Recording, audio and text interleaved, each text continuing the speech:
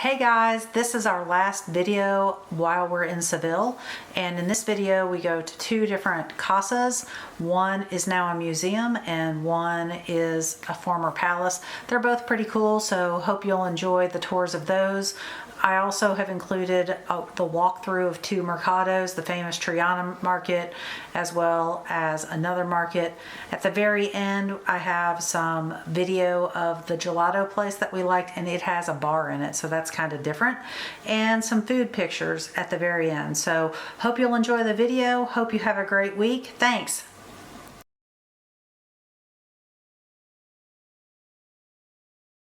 One day we headed over to the city center to check out a church, only to find out that it was closed. Instead, after a little debate, we headed into Casa Fabiola, which is located on Fabiola Street, and it is a historic house that was built back in the 14th century. And it was owned by the Jewish royal treasurer Samuel Levi during the first half of the century. Detailed history exists on the house, but in summary, the house changed hands multiple times throughout the years, either by sale or by inheritance. In recent history, the Jose Manuel Lara Foundation purchased and restored the house between 2000 and 2002. The city of Seville acquired the house in 2016 to house the art collection of Mariano Belva Urthera, who donated his collection to the city. Well, that's not something you see every day. Hold on.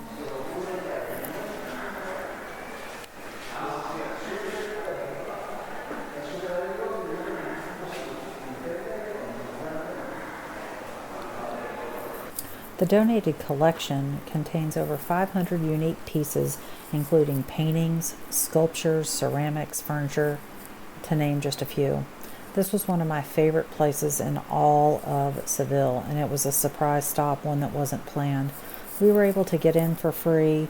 I searched online to try to figure out what the regular cost is, but I couldn't figure that out. I was able to determine that other than being closed on Monday, you can typically visit between 11 and 8 daily. It's definitely worth going, even if you have to pay to get in.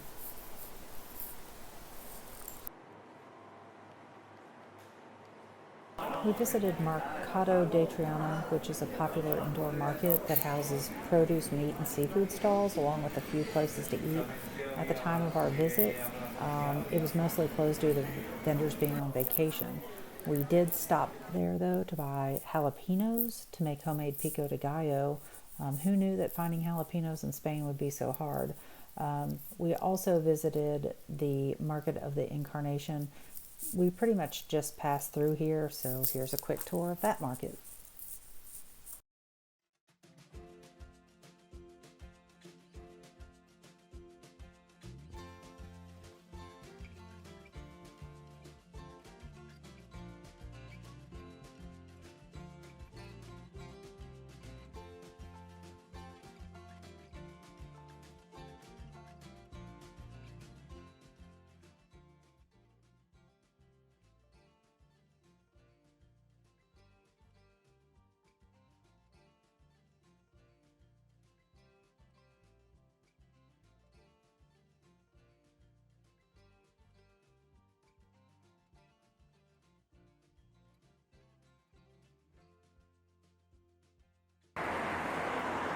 Stopped in Casa de Pilatos, which is a palace that dates back to the last quarter of the 15th century.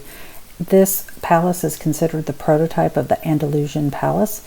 Several films have been shot here, including Lawrence of Arabia back in 1962. My favorite part included this interior courtyard area as well as the garden areas. There were also some really awesome ceilings.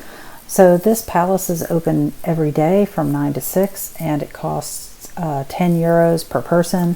When we arrived, we thought we were going on a free day, but it turns out that it was only free to EU European citizens. So check the website and double check. That said, it was okay for $10. I would have been much happier if it would have been a $5 visit rather than a 10, but it was still pretty good.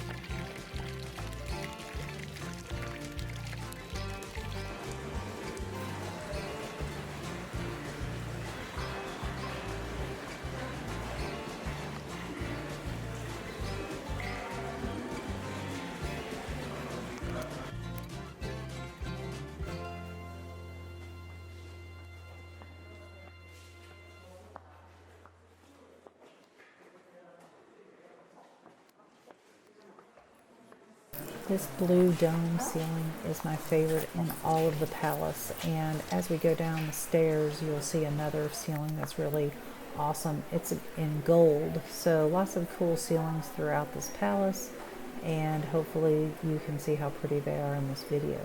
Now, of course, we had to get food. We had some gelato, and here's a bar or gelato store that has a bar. And right down the street from our Airbnb was this restaurant, La Esquinta de Agua, and we had some fried fish, some tomatoes in olive oil, and some fries and some beef. It was pretty good. Hey, hope you liked the video. Stay tuned for more. Hopefully we'll put one out every week. And don't forget to like, share, subscribe, do all of the things, and check out our blog at slowtravelchronicles.com as well as our Instagram. Thanks.